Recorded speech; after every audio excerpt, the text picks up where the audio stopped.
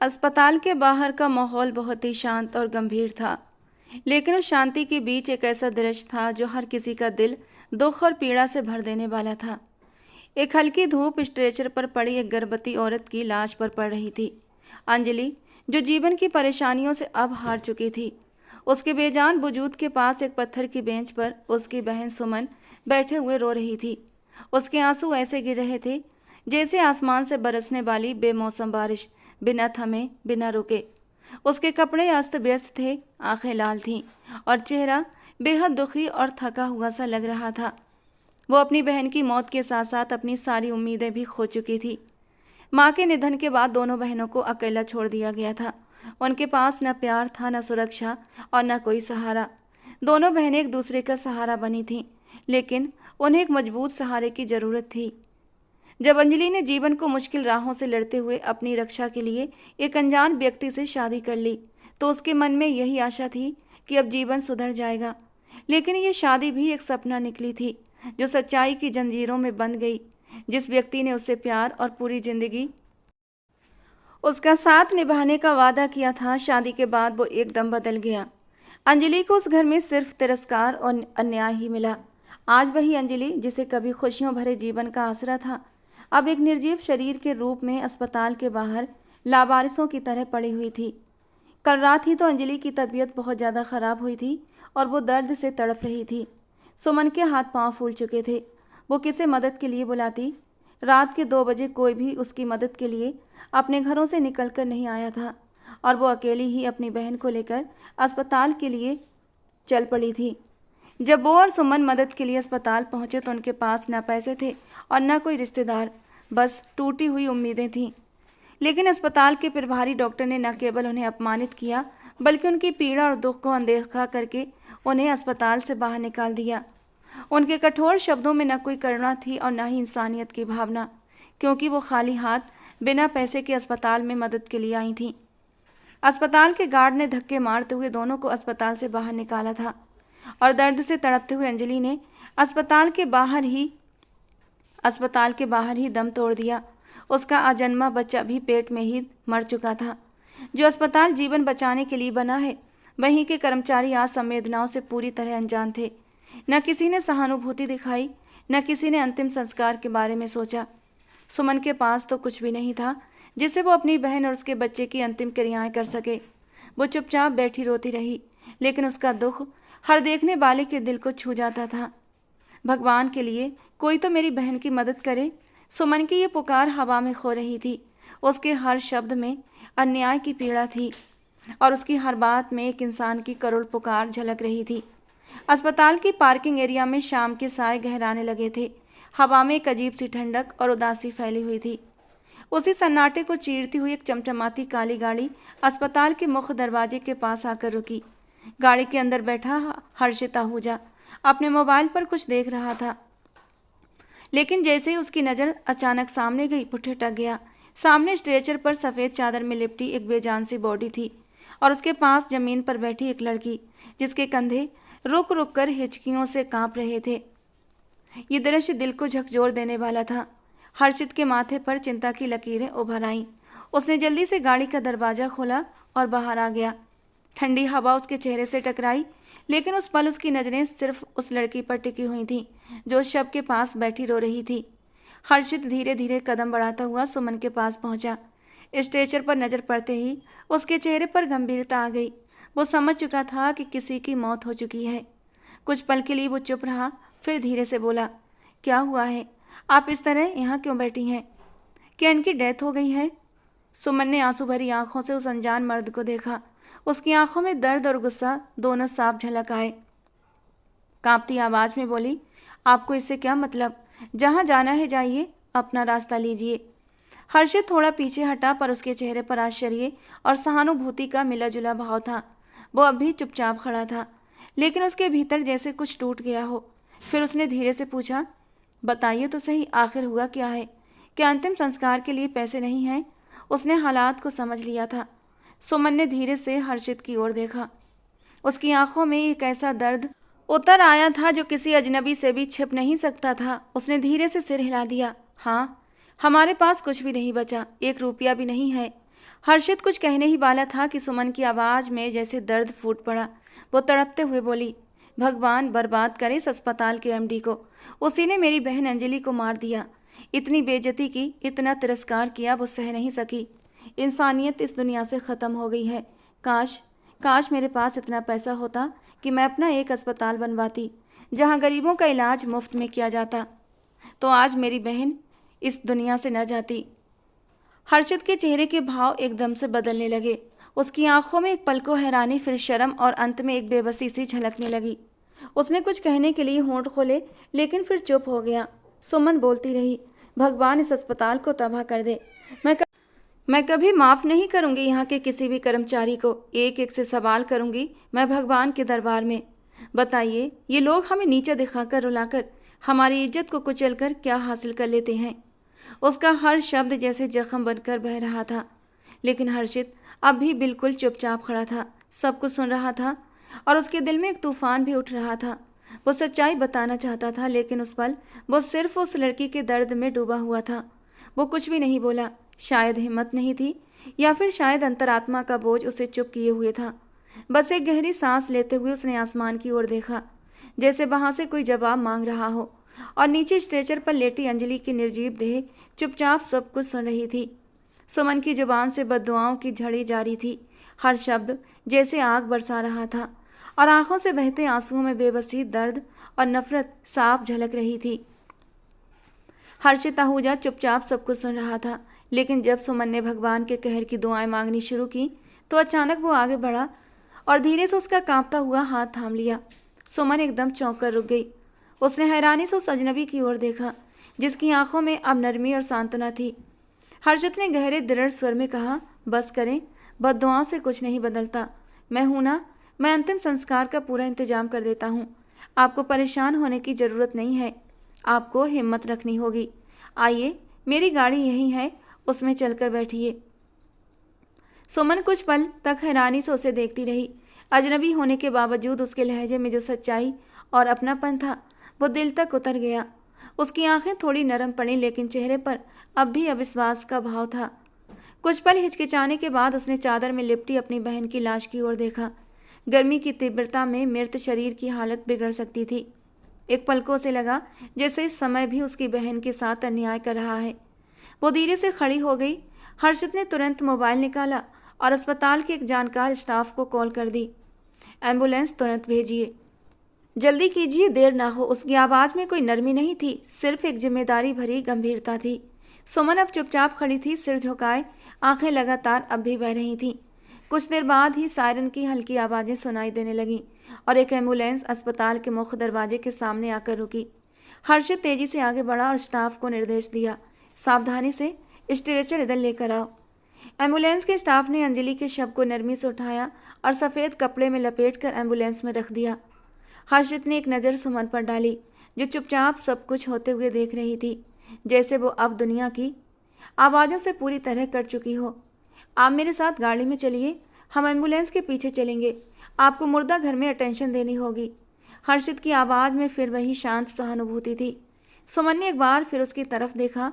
उसकी आंखों में इस बार कुछ और था, शायद विश्वास, शायद अपनी बेबसी को स्वीकार करने की थकान, या फिर शायद सिर्फ एक गहरी चुप्पी। वो धीरे से सिर हिलाकर बोली, ठीक है, मैं चलती हूँ।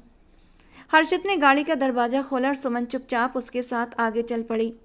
गाड़ी में बैठते एक ठंडी हवा का झोंका उसके चेहरे से टकराया था, मगर दिल में जो आग लगी थी वो शांत नहीं हुई।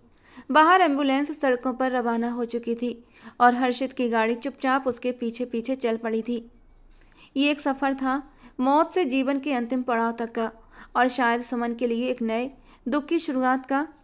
शाम की हल्की पीली रोशनी में शमशान का दृश्य और भी अधिक उदास लग रहा था।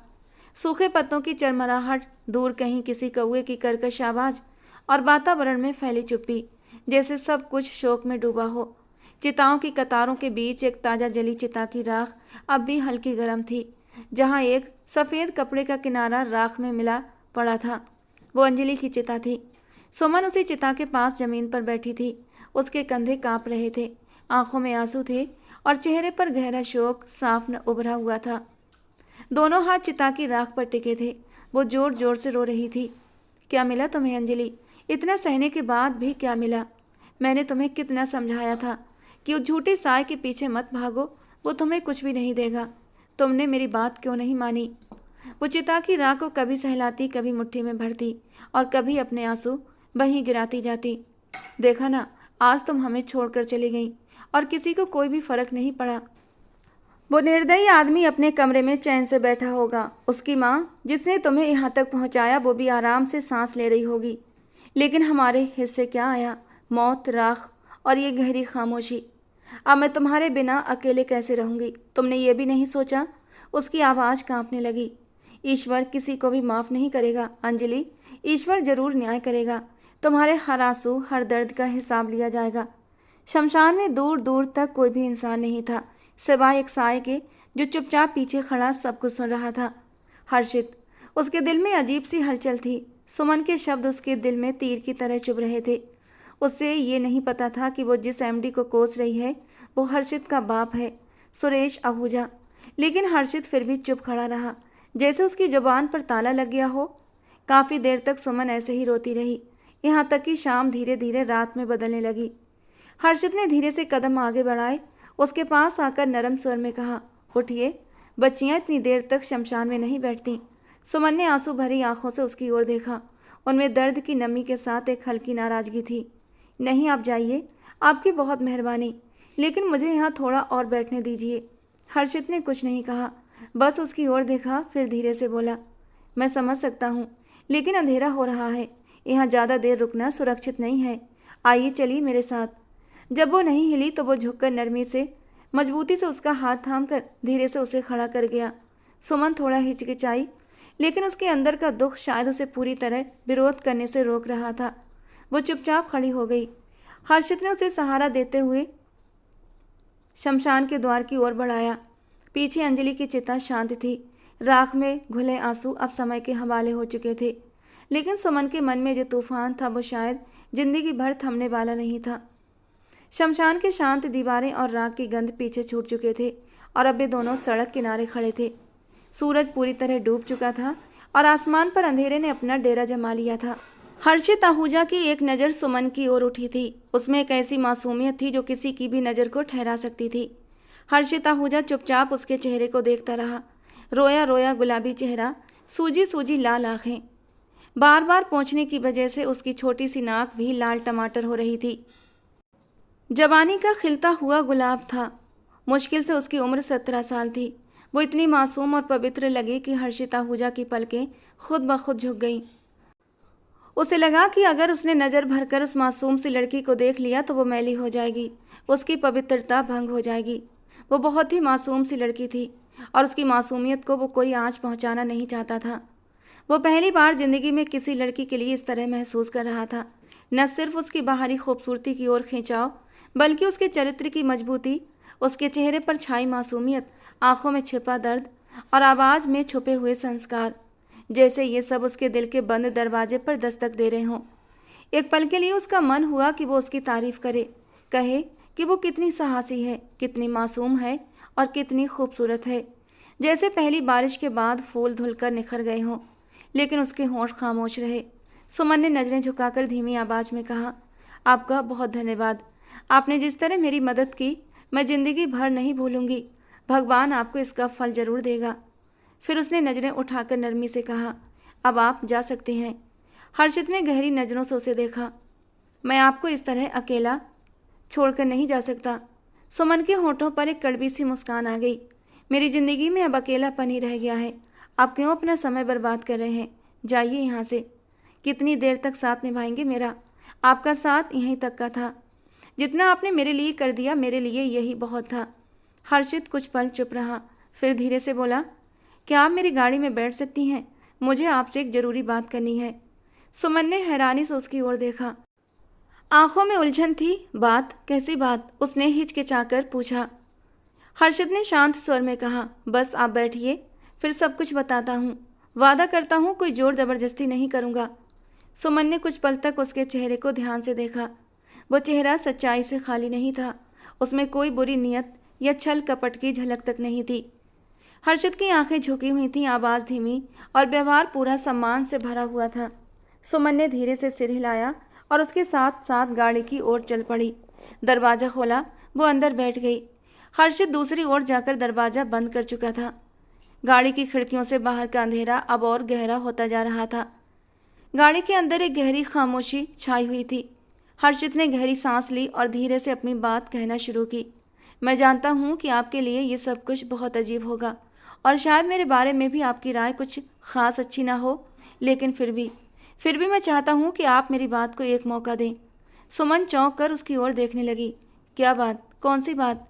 उसने हैरानी से पूछा।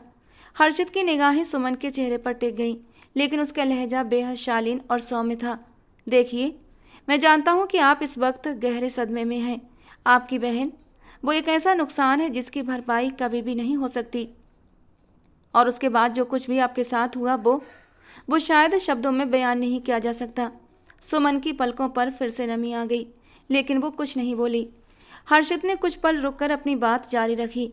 लेकिन जो बात मैं आपको करने जा रहा हूँ वो शायद इस वक्त के लिए सही ना हो, मैं ये भी जानता हूँ, लेकिन मैं मजबूर हूँ, क्योंकि मैं सच्चा हूँ, ईमानदार हूँ।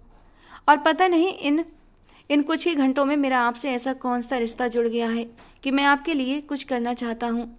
सुमन ने फिर से चौंक कर उसकी ओर देखा, जैसे उसके दिल में कोई अनजाना सा डर उतरने लगा हो।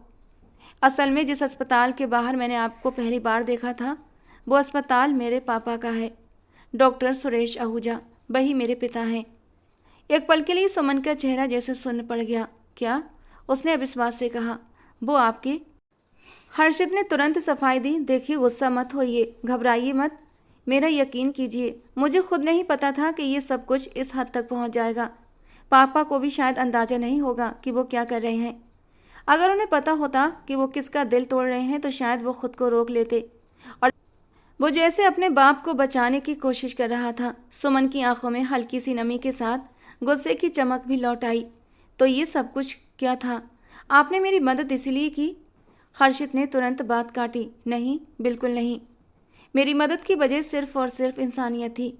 और अब जो बात मैं कहना चाहता हूँ वो शायद आपके लिए अविश्वसनीय हो, लेकिन मैं सच कह रहा हूँ। सुमन चुप रही, बस उसे घूरती रही। हर्षित ने गहरी सांस ली और नरम स्वर में कहा, मैं चाहता हूँ कि अब आप मेरी पनाहों में आ जाएं। मैं आपसे शादी करना चाहता हूँ सुमन। 27 साल का खूबसूरत पर्सनालिटी वाला हर्षित आहूजा, जिसके लिए लड़कियों की कमी नहीं थी। पता नहीं क्या सोचकर वो 17 साल की मासूम सी लड़की के सामने शादी का प्रपोजल रख चुका था। शायद इसलिए कि उसे अकेले छोड़ने के ख्याल से ही उसका दिल कांप उठा था। वो कैसे समाज में अकेले रह सकती थी जहाँ सिर्फ भेड़िए बसते थे और एक मौके की तलाश में रहते थे कि कब उन्हें उनका शिकार मिले।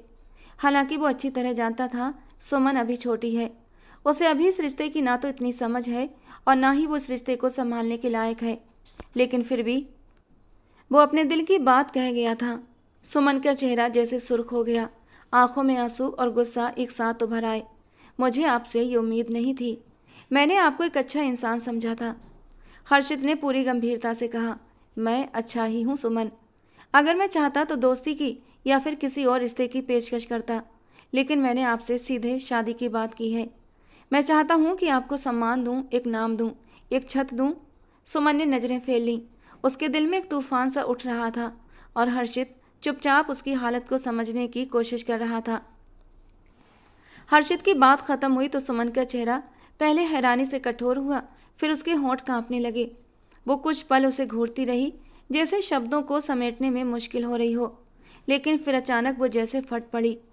मेरी बहन ने भी यही गलती की थी। उसकी आवाज़ कांप उठी, मगर उसका लहजा पत्थर सा हो चुका था। बिल्कुल इसी तरह किसी ने उससे कहा था कि वो शादी करेगा, प्यार देगा, मान सम्मान देगा, लेकिन शादी के बाद उसने उसे छोड़ दिया, मरने के लिए, सड़ने के लिए, तड़पने के लिए। हम खुद उसे शमशान तक लेकर आए हैं, उसका अंतिम संस्कार किया। हर्षित का चेहरा जैसे एक पल के लिए पीला पड़ गया। वो जड़ सा बैठा रहा। आपको लगता है कि मैं एक बार फिर उसी दलदल में कदम रखूं, किसी अजनबी पर यकीन कर लूं? उसके शब्द जैसे हर्षित के दिल पर कोड़े बनकर पड़े थे। साहब, हम बहुत गरीब लोग हैं। सिर पर बस एक टूटी छत है, खाने को चंद दाने, वही अनाज जो मुश्किल से हलक से उतरता है जब दिल टूटा हुआ हो। हमारे पास न बड़ी गाड़ियां हैं, न महल जैसे बंगले और न ये अस्पताल, और अगर होते भी तो शायद उनमें किसी को मरने के लिए छोड़ देने का जिगर न होता। हर्षित की आंखें नम हो गईं, वो नजरें झुका गया, जैसे सुमन के हर शब्द ने उसके अंतर मन को चीर दिया हो। उसने मुश्किल से अपने होठों को हरकत दी, मगर कुछ बोल न सका। सुमन की आवाज़ अब थोड़ी नरम हुई, मगर उसके शब्द अब भी उतने ही चुभते वाले थे। मैंने आपको एक अच्छा इंसान समझा था सर, आपने मेरी मदद की, इसके लिए धन्यवाद। लेकिन इसका ये मतलब नहीं कि मैं आपको अपनी ज़िंदगी सौंप दूं। वो धीरे से बोली, आप बहुत बड़े आदमी हैं, समाज में आपका बहुत मान सम्मान है, बहुत ऊंचा नाम है। मैं एक गुमनाम टूटी हुई लड़की हूँ, जिसके हिस्से में सिर्फ दुख आया है। मैं ये बोझ अब किसी और के कंधों पर डालना नहीं चाहती, और ना ही मैं अपने जख्म किसी और को दिखाना चाहती हूँ। हर्षित का दिल चाहा कि वो कुछ कहे, कोई सफाई दे, कोई दिलासा, लेकिन शब्द जैसे उसके गले में अटक गए। सुमन ने गहरी सांस ली और धीरे से कहा, भगवान आपका भला करे, आपने जो किया उसका फल वही देगा। लेकिन वो दरवाज़ा खोलते हुए बोली, अब इससे ज़्यादा और नहीं। उसने पैर बाहर रखे, गाड़ी का दरवाज़ा बंद किया और बिना पलटे धीरे धीरे सड़क के किनारे किनारे चलने लगी। हर्षित की निगाहें उसके पीछे थीं और उसके दिल में जैसे कोई भारी खामोशी बैठ चुकी थी। आज पहली बार किसी ने हर्षित आहूजा के सामने आईना रख दिया था, जिसमें उसने खुद अपने बाप की परछाई देखी थी, मगर वो इतनी आसानी से हार मानने वालों में से नहीं था।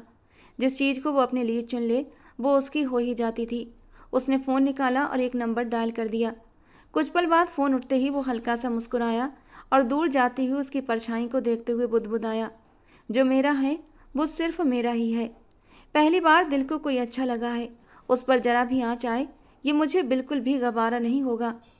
वो इस दुनिया में बिल्कुल अकेली है, इसकी हिफाजत की जिम्मेदारी अब मेरी है। वो रोती हुई टूटे कदमों से अपने छोटे से किराए के मकान के दरवाजे पर पहुंची। कपड़े धूल से सने हुए, चेहरा आंसुओं से भीगा हुआ और आंखें बेहद थकी हुई थीं। जैसे ही वो दरवाज़ा खोलकर भीतर दाखिल हुई, सामने बरामदे में रखी पुरानी लकड़ी की कुर्सी पर बैठा मकान मालिक अखबार पढ़ रहा था। उसकी नज़र जैसे ही सुमन पर पड़ी, झल्लाकर खड़ा हो गया। हाँ बेटा जी, कब दोगी मेरा किराया? वो तेज आवाज़ में चिल्लाया था। 4 महीने हो गए हैं, किराया चढ़ा रखा है। रोज़ कहती हो कल दूंगी कल दूंगी, तुम्हारा तो रोज़ का यही तमाशा है। शायद वो उसी के इंतजार में बैठा था। सुमन सहम कर रुक गई। आंखों से बहते आंसू तेजी से गालों पर लुढ़कने लगे। वो धीमी आवाज़ में बोली, मैं अभी अपनी बहन की अंत्येष्टि करके आ रही हूँ। भगवान के लिए मुझ पर ऐसा जुल्म मत कीजिए। मकान मालिक ने तंज कसते हुए कहा, अरे लड़की, ये नाटक किसी और के साथ करना। तुम्हारी बहन मरी हो या बाप, मुझे उससे कोई मतलब नहीं। मुझे तो बस पैसा चाहिए। अगर दे सकती हो तो रहो, नहीं तो दरवाज़ा खुला है, निकलो यहाँ से। सुमन ने बेबसी से उसका चेहरा देखा। मेरी तनख्वाह भी अभी तक नहीं मिली है और मैं सच में अभी किराया नहीं दे सकती। सुमन सरकारी स्कूल में पढ़ती थी और शाम को गली के कुछ बच्चों को ट्यूशन देती थी। इन्हीं पैसों से गुजारा हो रहा था। भगवान के लिए कुछ दिन की मोहलत दे दें। इससे पहले कि वो कुछ और कहती, मकान मालिक ने झटके से दरवाज़ा खोला और गुस्से में बोला, मैं कुछ नहीं सुनूंगा अब। अगले ही पल उसने सुमन को बाजू से पकड़ा और जोर से दरवाजे की बाहर की ओर धक्का दे दिया। सुमन बेख्तियार लड़खड़ाकर जमीन पर गिर गई। उसके हाथ और कोहनी पर चोट आई थी। खून की एक बारीक धार निकलने लगी। दफ़ा हो जाओ यहाँ से, वो दहाड़ा। मेरे घर में रहने की ज़रूरत नहीं है अब तुम्हें।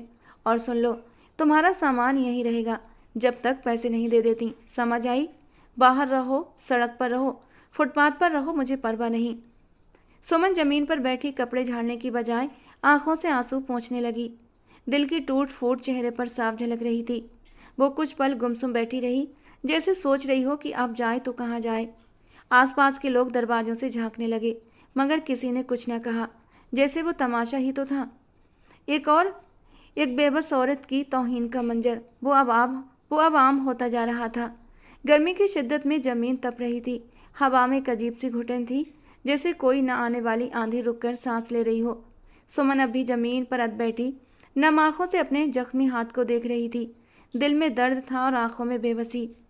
मकान मालिक की आवाज़ अब भी उसे सुनाई दे रही थी, जो लगातार गुस्से में बड़बड़ा रहा था। औकात नहीं है तो अलग बात है, लेकिन ड्रामा करने आ जाती हो हर बार।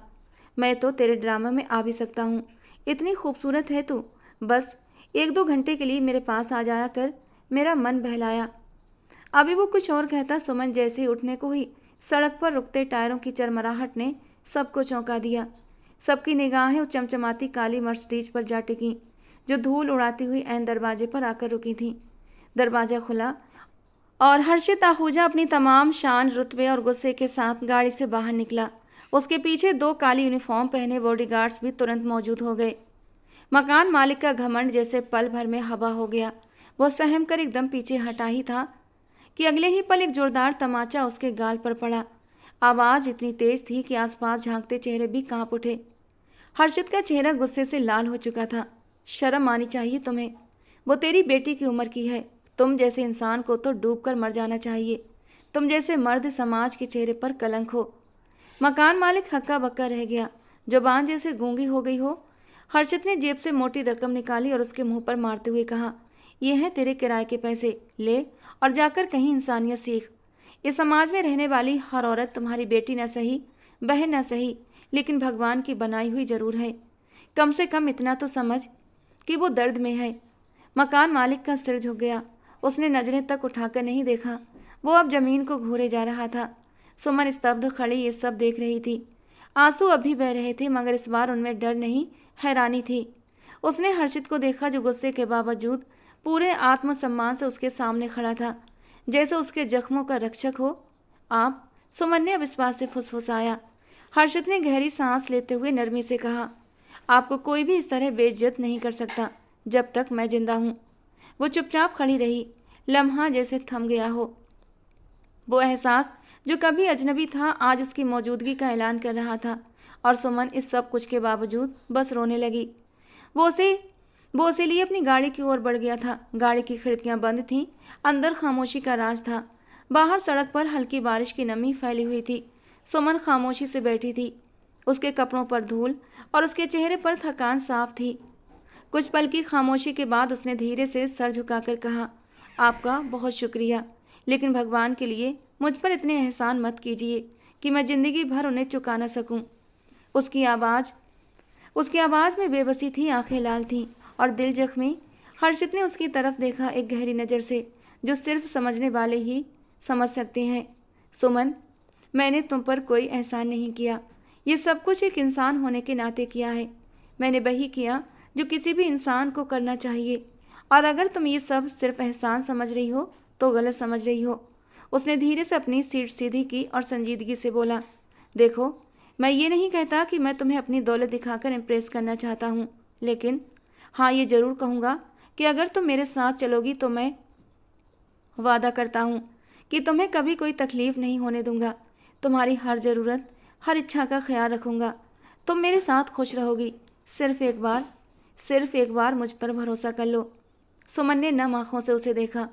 उसकी आंखों में कोई दिखावा नहीं था, कोई झूठ नहीं था, सिर्फ खुलूस था। उसने हिचकिचाते हुए पूछा, और आपके मम्मी पापा, क्या वो मान जाएंगे? हर्षित ने हल्की सी मुस्कान के साथ जवाब दिया, मुझे पूरा यकीन है पापा मान जाएंगे, और मम्मी, उन्हें मैं मना लूँगा। उनके दिल में नरमी है, और अगर वो जान लेंगी कि तुम कौन हो, क्या हो, तो वो इनकार नहीं करेंगी। एक पल को सुमन चुप हो गई, जैसे दिल और दिमाग में कोई टकराव चल रहा हो। आंखों से 2 मोटे आंसू गालों पर बह निकले, जिन्हें उसने अपने दुपट्टे से धीरे से पोंछा। फिर बहुत हल्के से, जैसे खुद को भी सुनाना चाहती हो, बोली, मैं तैयार हूँ। हर्षित ने गहरी सांस ली, जैसे दिल का बोझ हल्का हो गया हो। उसके चेहरे पर पहली बार सुकून भरी मुस्कान दिखाई दी। उसने धीरे से गाड़ी स्टार्ट की, लेकिन दिल में एक नई मंजिल की शुरुआत हो चुकी थी। खामोशी के सफ़र में अब दोनों के दिलों में एक नया रिश्ता जन्म ले चुका था, भरोसे और एहसास का। लेकिन कोई नहीं जानता था इस भरोसे और एहसास का रिश्ता आगे जाकर क्या मोड़ लेने वाला है। हर्षित के फ्लैट का लिविंग एरिया सन्नाटे में डूबा हुआ था। पंडित जी माथे पर तिलक और सौम्य चेहरा लिए उनके सामने विवाह का संकल्प पत्र खोले बैठे थे। हर्षित ने अपने कुछ दोस्तों को भी बुला लिया था, जिन्होंने बाहर गार्डन एरिया में शादी का इंतजाम कर दिया था। थोड़ी ही देर में वो हर्षित के साथ एक नए रिश्ते में बंध रही थी। उसे अभी इस रिश्ते की इतनी समझ नहीं थी, लेकिन बस उसे इतना पता था कि हर्षित से शादी के बाद वो पूरी तरह सुरक्षित हो जाएगी। उसे रहने के लिए घर और खाने के लिए 2 वक्त की रोटी मिल जाया करेगी। विवाह संपन्न होने के बाद पंडित जी चले गए थे। कुछ देर वे फ्लैट पर ही ठहरे। सुमन अंदर कमरे में बैठी थी और अपनी किस्मत के इस अजीब खेल पर हैरान हो रही थी। बाहर हर्षित काफ़ी देर तक अपने दोस्तों के साथ बैठा रहा। उसके दोस्त उसे छेड़ रहे थे तो कुछ उसके फैसले को सराह रहे थे। दोस्तों को विदा करने के बाद वो कमरे में आया और फिर वो सुमन को साथ लेकर अपने घर की ओर रवाना हुआ था। हर्षित आहूजा का आलीशान बंगला शहर के पौष इलाके में स्थित एक शानदार इमारत था। ऊंची दीवारें, सजे हुए बाग और नक्काशीदार दरवाजों से गुजरते ही जैसे ही खामोश गरिमा साथ हो लेती। मुख्य द्वार से भीतर आते ही लंबे से लॉन्ज में बिछी कीमती कालीन, शानदार झूमर और आरामदायक सोफे इस घर की समृद्धि और सलीकेदारी की गवाही दे रहे थे। सुमन झिझकती निगाहों से हर कोने को देखती हर्षित के साथ कदम से कदम मिलाती जा रही थी। उसके दिल की धड़कन तेज थी, जैसे आने वाले पल में सब कुछ बदलने वाला हो।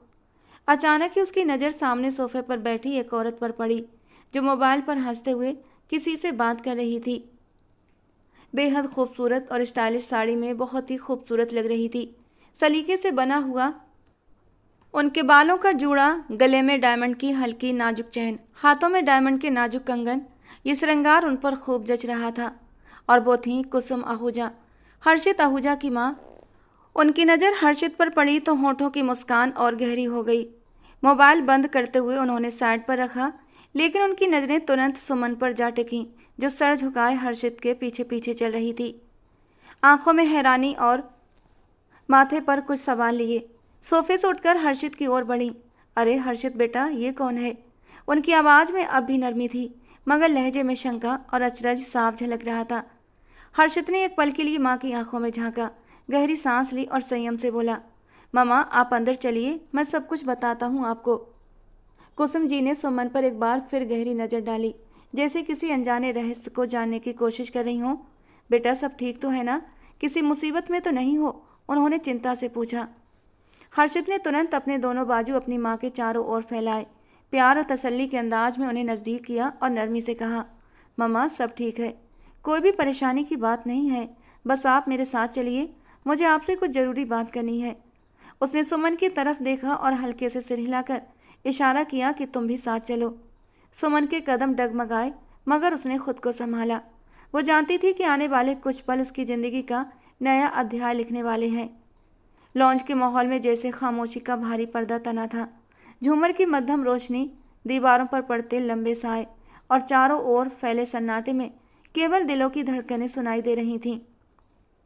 हर्षित अपनी माँ के सामने सोफे पर बैठा हुआ था, जबकि सुमन कुछ दूरी पर सहमी सी बैठी थी। उसकी नज़रें नीची थीं और उंगलियां बार बार दुपट्टे का किनारा मरोड़ रही थीं। हर्षित ने नरमी से अपनी माँ की ओर देखा। उनके चेहरे पर साफ चिंता थी। उसने गहरी सांस ली और ठहराव से भरे अंदाज में कहा, मम्मा प्लीज़ गुस्सा करने से पहले मेरी बात सुन लेना। मैं अब छोटा बच्चा नहीं रहा। मैं अपना अच्छा बुरा खुद समझता हूँ, और आज मैंने जो फैसला लिया है वो मेरे लिए बहुत अहम फैसला है, मेरी पूरी ज़िंदगी का सवाल है। कुसुम जी की नज़रें उसके चेहरे पर जमी रहीं। वे अब भी खामोश थीं, लेकिन उनके चेहरे के भाव तेज़ी से बदल रहे थे। हर्षित ने बात आगे बढ़ाई, ये लड़की सुमन मेरी कोई दोस्त नहीं है, ना ही कोई अजनबी। मैंने आज ही इससे शादी की है। ये अब मेरी पत्नी है, इस घर की बहू, आपकी बहू सुमन आहूजा। एक पल के लिए जैसे पूरा कमरा स्थिर हो गया। कुसुम जी जैसे किसी झटके से चौंकी और सोफे से झटपट खड़ी हो गईं। उनकी आंखें हैरत से फैल गईं और चेहरे पर अविश्वास और गुस्से के भाव उभर आए। कुछ पल तक वे जैसे शब्द तलाशती रहीं, फिर अचानक जैसे फट पड़ीं। क्या तुम्हारा दिमाग तो ठीक है? तुम्हें पता है तुम क्या बक रहे हो हर्षित? हर्षित ने उनकी तरफ बढ़कर सब्र से कहा, मम्मा बैठ जाइए प्लीज़, मैं सब समझाता हूँ। लेकिन अब वो आपे से बाहर हो चुकी थीं। उनका लहजा तेज हो गया, आवाज़ में गुस्सा और तंज साफ झलक रहा था। पागल हो गए हो तुम? एक राह चलती गुमनाम सी लड़की से शादी कर ली तुमने? तुम हर्षित आहूजा, रमेश आहूजा के बेटे। तुम्हें याद भी है कि तुम कौन हो? सुमन ने शर्म से नजरें झुका लीं। उसके होंठ कांपने लगे। हर्षित अपनी जगह मजबूती से जमा रहा, लेकिन उसकी माँ की बातें किसी तेज छुरी की तरह फिजा को चीर रही थीं। इतने इतने बड़े घरों से तुम्हारे लिए रिश्ते आए, ऊंचा खानदान, खूबसूरती, हैसियत, सब कुछ था, और तुमने ये क्या ड्रामा रचाया? ये 2 कौड़ी की लड़की, क्या देखा तुमने इसमें? मोहब्बत, तरस या सिर्फ बगावत? हर्षित ने गंभीरता से कहा, माँ मैंने इसमें इंसानियत देखी है, वफा देखी है, सच्चाई देखी है। लेकिन कुसुम जी ने उसकी एक न सुनी। वो झल्लाकर बोली, बस करो, आज तुमने मेरी इज्जत मिट्टी में मिला दी है। आने दो तुम्हारे पापा को, देखते हैं कि वो क्या फैसला करते हैं। लेकिन सुन लो, आज के बाद या तो ये लड़की इस घर में रहेगी या मैं। ये कहकर वो गुस्से से पांव पटकती हुई लॉन से बाहर निकल गई। उनके पीछे लहराती साड़ी और परफ्यूम की महक कुछ पलों तक कमरे में ठहरी रही। हर्षित खामोशी से सुमन की ओर देख रहा था, जिसके चेहरे पर शर्मिंदगी, बेबसी और डर के साए थे। इन दोनों के बीच अभी तूफान थमा नहीं था, बल्कि अभी तो शुरुआत हुई थी।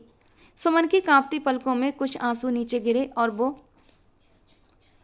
सन खड़ी रही। कुसुम जी के कड़वे शब्द उसके दिल को जख्मी कर चुके थे।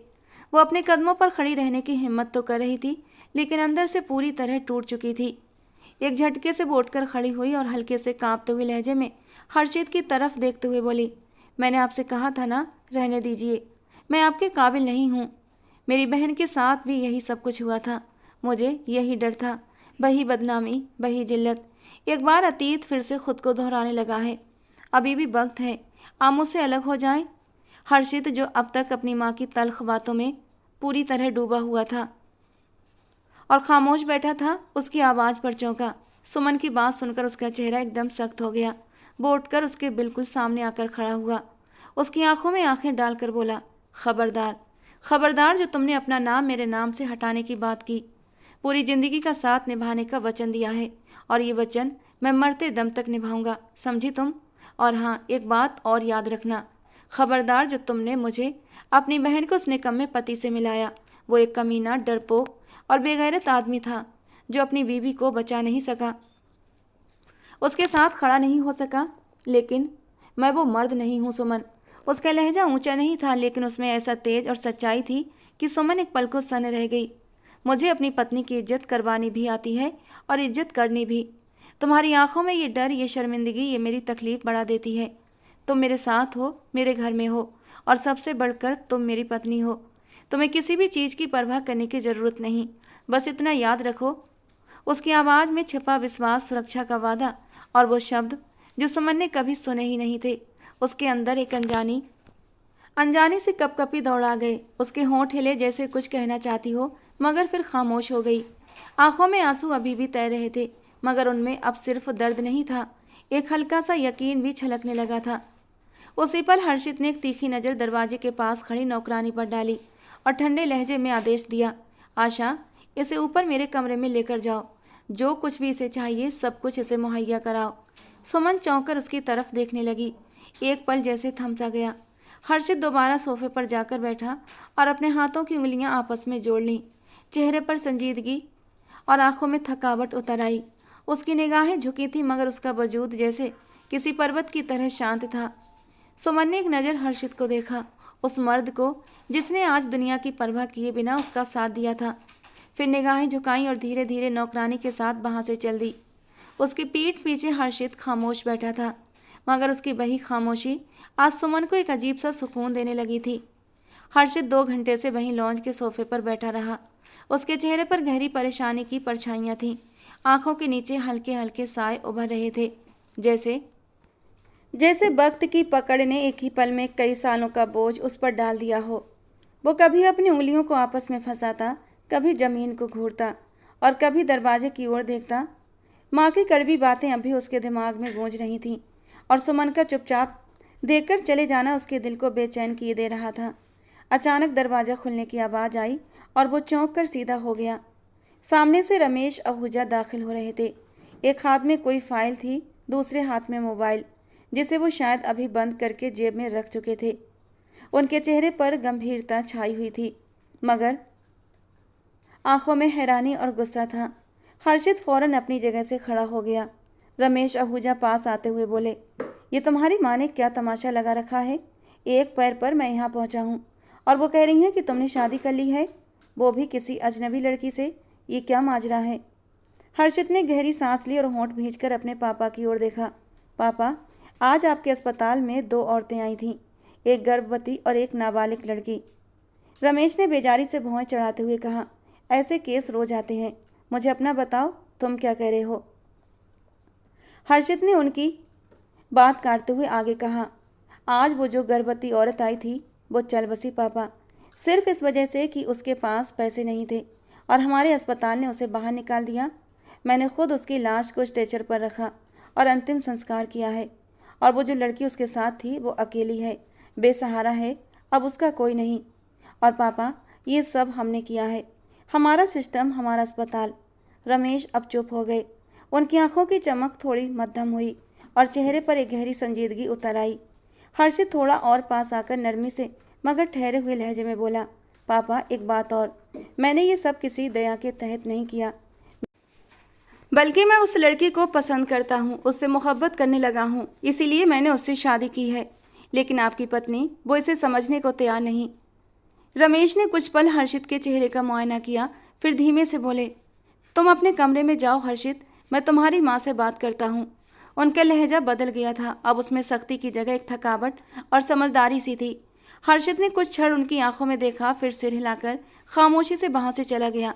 पीछे रह गए रमेश, जो अब गहरी सोच में डूबे खड़े थे, जैसे वर्षों का घमंड और फैसला एक ही पल में जमीन पर गिर गया हो। उन्हें बाकी एक झटका सा लगा था, एक अजीब सा अपराध बोध हो रहा था। कमरे की मध्यम रोशनी माहौल को शांत और मुलायम बना रही थी। हर्षित ने धीरे से दरवाजा खोला और अंदर कदम रखा। सामने सोफे पर वो बैठे बैठे ही नींद की आगोश में जा चुकी थी।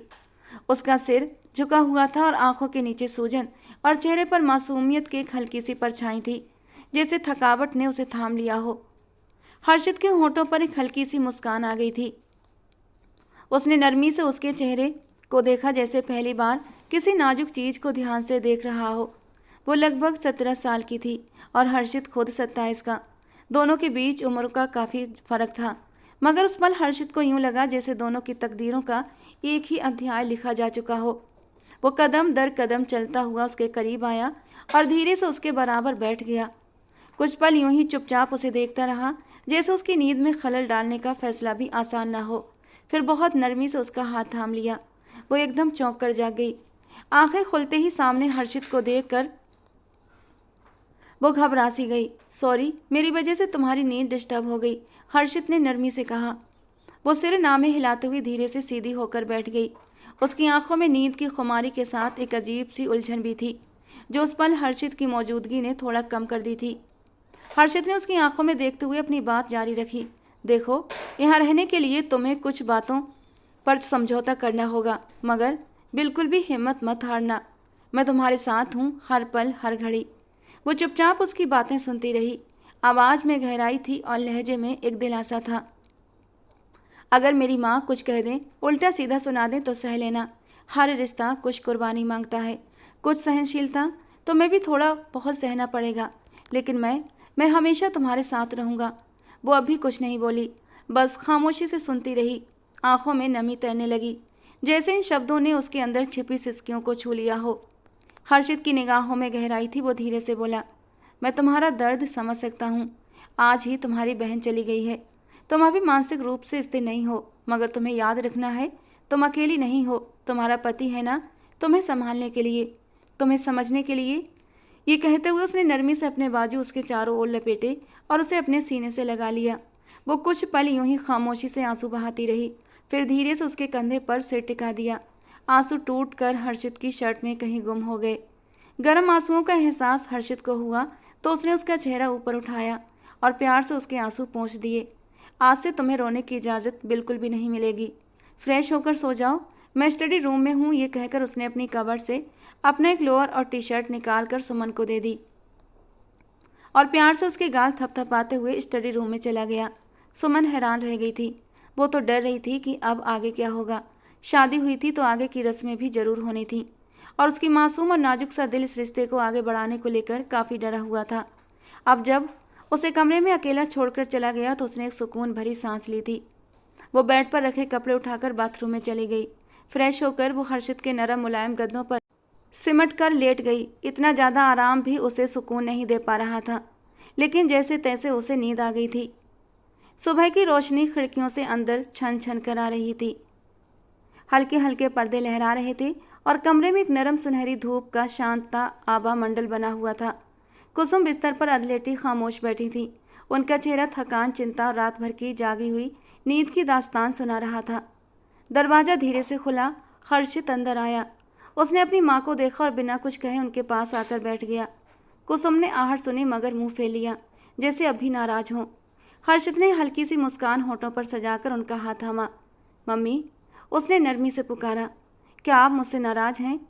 कुसुम ने कोई भी जवाब नहीं दिया, मगर हाथ की पकड़ में हल्की सी हरकत जरूर हुई थी। मम्मी प्लीज़ मेरी बात एक बार धैर्य से सुन लें। मैं जानता हूँ आपको दुख पहुँचा है, मेरी जल्दबाजी से आपको तकलीफ़ हुई है, लेकिन मैंने जो फैसला किया है वो बहुत सोच समझ कर किया है। कुसुम की आंखों में नमी आ चुकी थी, मगर वो अब भी खामोश थी।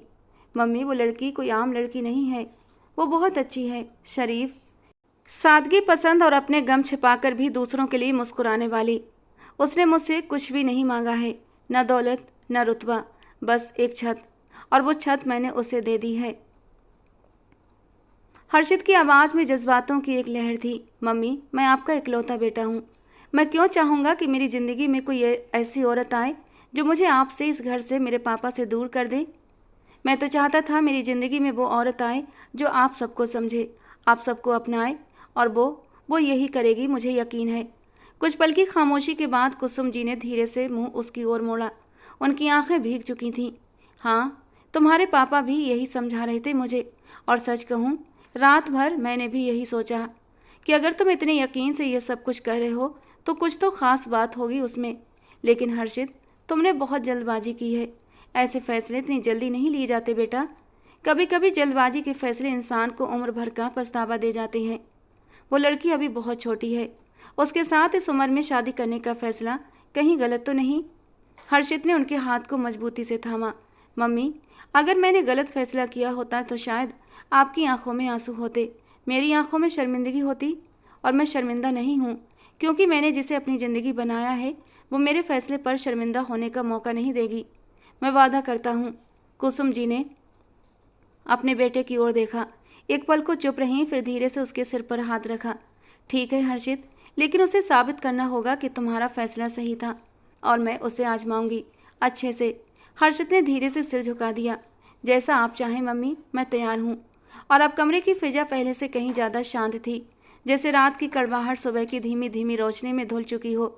कुसुम जी के चेहरे पर अब वो शक्ति नहीं थी जो कल लॉन्ज में थी, मगर उनकी आंखों में अब भी कुछ गहरी सोचें डूबी हुई थीं, कुछ सवाल जो पूरी तरह शांत नहीं हुए थे। कुछ पल बाद उन्होंने गहरी सांस ली और बात को आगे बढ़ाया। हर्षित, एक बात और समझो, मैंने कल सिर्फ एक नज़र डाली थी उस लड़की पर, लेकिन मेरी नज़रें माँ की हैं, सब कुछ देख लेती हैं। वो बच्ची है, बिल्कुल बच्ची। उसकी शक्ल, उसकी बातें, उसकी आंखें, सब कुछ चिल्ला चिल्ला कर बता रहा था। वो अभी भी दुनिया को समझने की कोशिश में है। कुछ लड़कियां 17-18 साल की उम्र में सब कुछ समझने लगती हैं, लेकिन उसके चेहरे से ही मैंने एक नज़र में भांप लिया कि वो बहुत मासूम है, उसे अभी कुछ भी समझ नहीं है। तुम समझ रहे हो ना कि मैं क्या कहने की कोशिश कर रही हूँ? उन्होंने हर्षित को गहरी नज़र से देखा। अगर तुमने उसे अपनी पत्नी बना लिया है तो इसका ये मतलब नहीं कि वो हर रिश्ते को समझने के लायक हो चुकी है। कई बार एक रिश्ता कागज़ पर बनता है, लेकिन दिल और दिमाग को उस तक पहुँचने में वक्त लगता है। हर्षित ने धीरे से सिर हिलाया। उनके लहजे में वही चिंता थी तो जो हर माँ को अपने बेटे के लिए होती है। मम्मी, मैं जानता हूँ, इसीलिए मैंने खुद तय किया है कि मैं उसे समय दूंगा, चाहे वो 6 महीने हों, 6 साल। मैं उस पर किसी भी तरह का दबाव नहीं डालूंगा जब तक वो खुद को मेरे साथ इस रिश्ते के लिए तैयार न समझे। मैं उसे कोई भी संबंध नहीं बनाऊंगा। वो अपनी माँ की बात का मतलब बखूबी समझ गया था।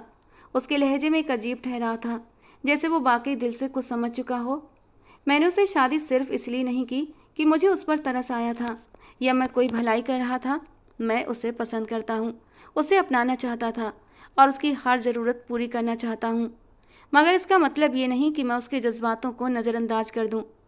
कुसुम जी के होंठों पर अब एक हल्की सी मुस्कान उभरी थी, लेकिन वो मुस्कान माँ की नहीं थी, बल्कि एक ऐसी औरत की थी जो इस पूरे हालात को अपने नज़रिए और अपनी योजनाओं के साथ देख रही थी। उन्होंने अंदर ही अंदर हल्की सी एक तंजिया हंसी दबा ली, जिसकी झलक उनकी आंखों में पल भर को चमकी थी। फिर वो तुरंत गंभीर हो गई। अच्छा है, बहुत अच्छा सोचा तुमने। तुम्हारी ये सोच मुझे तसल्ली दे रही है। और यह भी सच है कि अगर वो किसी भी वजह से जल्दी माँ बन गई तो ये बोझ कभी संभाल नहीं पाएगी। मेरे लिए तो ये खुशी की बात होगी कि मैं दादी बनूं, लेकिन हर खुशी वक्त पर हो तो बेहतर होती है। वादा करो मुझसे हर्षित। कि जब तक वो इस रिश्ते को समझने के लायक नहीं हो जाएगी तुम उसके करीब नहीं जाओगे। हर्षित ने नरमी से अपनी माँ का हाथ दबाया।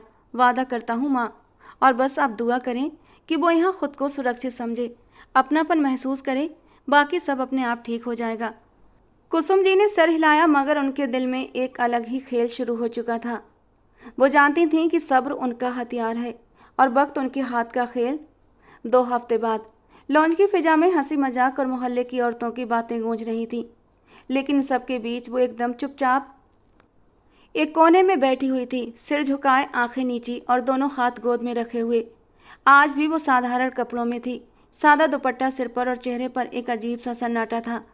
सामने कुसुम जी अपने पारंपरिक अंदाज में मेहमान औरतों का स्वागत कर रही थीं। चारों औरतें चटपटे लहजे में गप्पे मार रही थीं। उन सबकी नज़रें बार बार उसकी तरफ उठतीं, जैसे कोई अनोखी चीज़ देख रही हों। कुसुम जी ने हंसते हुए उस ओर इशारा करते हुए कहा, बस मेरे बेटे को हर वक्त इंसानियत का दौरा पड़ता रहता है, और इस बार तो हद ही कर दी। उस लड़के ने एक राह चलती गरीब लड़की से शादी कर ली और उसे अपनी बीवी बना लिया।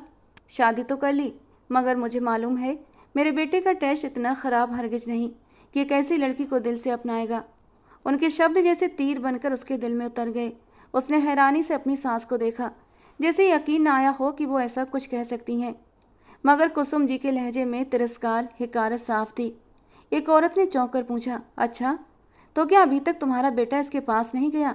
2 हफ्ते हो गए हैं शादी को, बच्चे नहीं पैदा करवाओगी तुम लोग इस लड़की से क्या?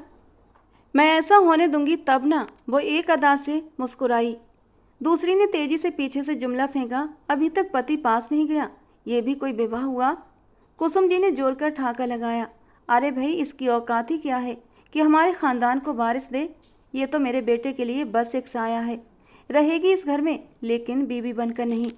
नहीं भाई, बीवी बनने के लिए भी कुछ मापदंड होते हैं। एक औरत ने तंजिया अंदाज में कहा, तो फिर क्यों रखा हुआ है तुम्हारे बेटे ने इसे? कुसुम जी ने शोखी से कहा, बस कुछ समय की भलाई समझ लो, लेकिन अब बस करो लड़की, जाओ सबके लिए चाय बनाकर लेकर आओ। वो जैसे किसी नींद से चौंकी, तेजी से उठी और रसोई की तरफ चली गई। कदम लड़खड़ाए थे, दिल जैसे सीने में कांप रहा था। जैसे ही रसोई में पहुंची, एक हाथ से चूल्हे का सहारा लिया और दूसरे हाथ से आंसू पोंछने लगी।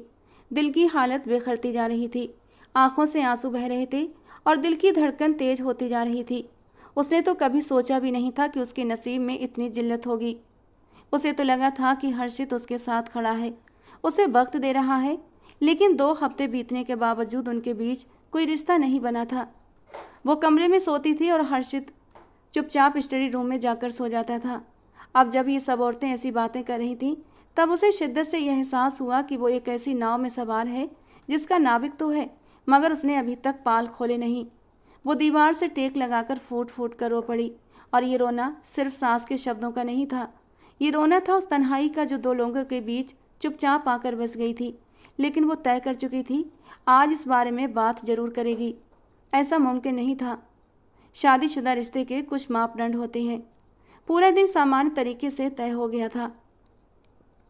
कमरे में हल्की हल्की सी रोशनी फैली हुई थी, सिर्फ खिड़की से आती चांदनी अंदर के माहौल को रोशन कर रही थी। कमरे की शांति में सिर्फ दीवार पर लगी घड़ी की टिक टिक सुनाई दे रही थी। वो धीरे से दरवाज़ा खोलकर अंदर आई। कदमों की आवाज़ बहुत हल्की थी, जैसे वो किसी सपने की दुनिया में प्रवेश कर रही हो। सामने वो बैठा था, किताब खुली हुई थी, लेकिन उसकी नज़रें कहीं और उलझी हुई थीं। वो धीरे धीरे उसके पास आई और संकोच करते हुए सोफे पर उसके पास बैठ गई। कुछ पल वो चुप रही, फिर हल्की से कांपते हुए बोली, हम दोनों कब रिश्ते की शुरुआत करेंगे? वो चौंक कर उसकी ओर देखने लगा, जैसे सवाल की उम्मीद न हो। किताब बंद करते हुए उसने नरम आवाज़ में पूछा, क्यों, क्या हुआ? उसकी आंखें भर आईं, आवाज़ भीग गई। आज आपकी माँ ने मुझे बहुत डांटा, बहुत बुरा भला कहा। मैंने तो कभी सोचा भी नहीं था कि। वो एकदम नरमी से मुस्कुराया और उसकी तरफ झुकते हुए बोला, मुझे नौकर के जरिए सब पता चल गया है। तुम्हें क्या लगता है कि मैं तुम्हारी तरफ से बेखबर रहता हूँ? मेरे कुछ खास लोग हैं इस हवेली में, जो मुझे इस हवेली में होने वाले एक एक पल की खबर देते हैं। आज जो कुछ मम्मी ने अपनी सहेलियों के बीच बैठकर बोला, मुझे एक एक बात मालूम हो चुकी है। उसने हैरानी से उसकी ओर देखा। देखो, मम्मी थोड़ी सख्त मिजाज हैं, और मैंने तुम्हें पहली रात ही समझाया था कि कभी कभी वो गुस्से में कुछ उल्टा सीधा बोल जाती हैं, मगर तुम्हें सहन करना होगा। हर रिश्ते में कुर्बानी होती है, समझौता होता है। उसने अविश्वास से उसकी ओर देखा, जैसे अपने दर्द का कोई संतोषजनक जवाब ढूंढ रही हो। फिर वो गंभीर लहजे में बोला, और जहाँ तक रिश्ते की शुरुआत की बात है मेरी जान, अभी तुम बहुत छोटी हो। तुम्हारी उम्र क्या है अभी? जरा मुझे बताना तो। वो आंखों में शरारत लिए उसे गौर से देखते हुए बोला। वो नजरें चुराकर धीरे से बोली, 17 साल। उसने धीरे से उसका हाथ थामा और नरम लहजे में बोला, तुम अभी छोटी हो, इस रिश्ते की शिद्दतों को सहने के लायक नहीं हो। मैं अभी से तुम्हारी मासूमियत छीनना नहीं चाहता, तुम्हें खुलकर जीने का, सांस लेने का मौका देना चाहता हूँ। मैंने तुम्हारे एडमिशन की बात भी कर रखी है। कॉलेज में तुम्हारा एडमिशन होगा और तुम आगे की पढ़ाई भी शुरू करोगी। ये ख्याल दिल से निकाल दो कि अभी हम फिलहाल इस रिश्ते की शुरुआत करेंगे, समझी? प्यार से उसके गाल पर हल्की सी चपत लगाते हुए वो धीरे से मुस्कुराते हुए बोला था, और वो आंखों में हैरानी लिए सामने बैठे उस इंसान को देख रही थी जो उसे इस दुनिया का बिल्कुल भी मालूम नहीं हो रहा था। वो तो किसी और ही दुनिया से आया हुआ उसका मसीहा लग रहा था। और इसके अलावा एक बात और, वो धीरे से उसका हाथ अपने हाथों में थामते हुए बोला, अगर मैं अभी तुम्हारे पास आता हूँ और मान लो तुम प्रेग्नेंट होती हो, तो क्या तुम इतनी कम उम्र में वो सब कुछ सह सकोगी? मैं एमडी का बेटा हूँ। रोज़ अस्पताल में ऐसे केस देखता हूँ जहाँ कम उम्र की लड़कियाँ सिर्फ इसलिए जान से हाथ धो बैठती हैं कि उन पर वक्त से पहले ये बड़ी जिम्मेदारियां डाल दी जाती हैं। उसने उसकी आंखों में आंखें डालकर कहा, मम्मी ने जो कुछ कहा वो ज़रूर गलत तरीके से कहा, लेकिन उनकी नीयत बुरी नहीं थी। वो चाहती हैं कि तुम सुरक्षित रहो, तुम्हारी सेहत ठीक रहे, और सबसे बढ़कर मैं तुमसे प्यार करता हूँ, सच्चा निस्वार्थ प्यार। वो धीरे से उसके कंधे पर सिर रखकर सिसकने लगी। मुझे यकीन नहीं आ रहा कि मेरा भगवान इतना मेहरबान भी हो सकता है कि मुझे आप जैसा पति मिले। वो धीरे से हंसा, प्यार से उसके बालों में हाथ फेरा। हाँ हाँ, क्योंकि तुम इस काबिल हो, तुम मेरी बीवी हो, हमेशा रहोगी। लेकिन अभी तुम्हें सिर्फ सुकून चाहिए, प्यार चाहिए, थोड़ा सा वक्त चाहिए। रिश्ते शरीर से नहीं दिल से जुड़ते हैं, और वो बंधन हम दोनों के बीच बहुत मजबूत है। कमरे की फिजा में जैसे शांति उतर आई। चांदनी उसके चेहरे पर पड़ रही थी और वो आंखें बंद किए उसके सीने से लगी हुई थी। उसके आंसू अब खुशी के मोती बन चुके थे और उसका दिल संतोष था कि वो अकेली नहीं है। उसका पति सचमुच उसका है, पूरी तरह से। ये कहानी नहीं, एक सच था कि प्यार में सब कुछ वक्त पर होता है और वक्त से पहले कुछ भी बर्बादी लाता है। ये अंजाम नहीं था, यह खूबसूरत शुरुआत थी, प्यार की, समझौते की और एक पूरे रिश्ते की। दोस्तों, आज की हमारी कहानी आपको कैसी लगी कमेंट बॉक्स में ज़रूर बताना। पसंद आई हो तो प्लीज़ लाइक करना। रोज़ एक नई और रोमांटिक कहानी के लिए हमारे चैनल को सब्सक्राइब करना। मिलते हैं दोस्तों अगली किसी नई कहानी के साथ।